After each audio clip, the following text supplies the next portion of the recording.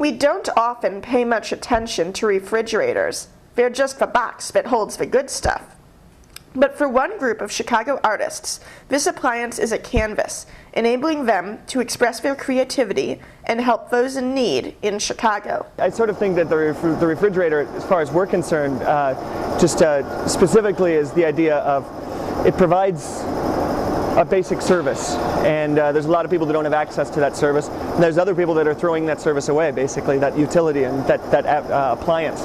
Peck posted the idea on his website, and within mere days, artists from across the city contacted him and said they wanted to be involved.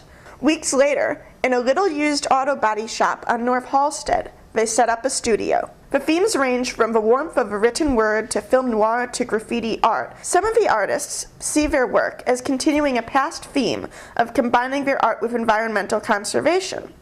One such artist is decorating the appliance with edible wheatgrass and leftover floorboard samples from IKEA. It took a while to research, try to find things that I could reuse. I didn't want to spend a lot of money on this project. I was really interested in it actually heading to someone's actual home, someone that is in need of a fridge. So I set out on trying to figure how could I make it extremely functional and aesthetically pleasing to the eye.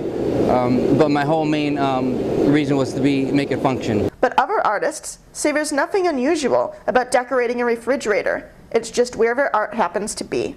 I thought about that. I thought, well, maybe I should do something like, around the idea that, okay, in fact, this is going to be sitting in someone's living room. But I think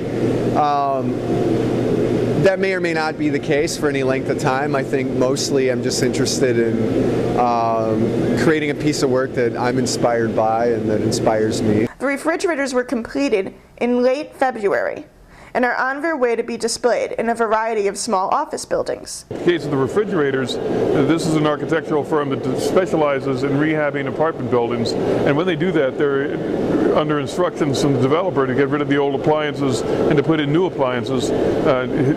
Historically, what they do is the cheapest thing they can, which is just cart them out to a landfill. What we're doing is intercepting them. The refrigerators will tour to the Lincoln Park and Brookfield zoos for Earth Day in late April. After sharing space with the animals, they will be provided to local families that don't currently have refrigerators. According to Peck, that's especially important in the summertime, when perishable foods are in danger of naturally overheating. A lot of people that visit food shelters, have to shop differently because they don't actually have a refrigerator at home to be able to keep food safe.